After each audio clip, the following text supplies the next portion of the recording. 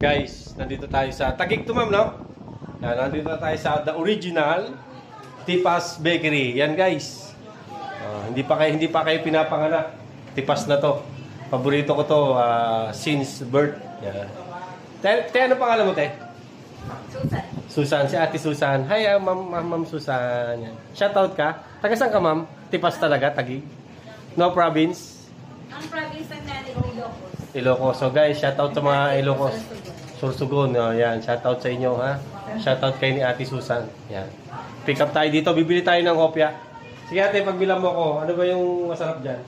Ano ba yung pwedeng mabili dyan na hopya? Isa munang original. Yung ganito lang kalaki, ha. Yan guys, saglit lang guys, ha. Bibili tayo. Yan guys, bumili tayo ng 4. Ang pick up ko, Terminal 1. Yan. Bumili lang tayo ng 4. Magkano to? Sherwin Aquino po pangalan ko. Yan.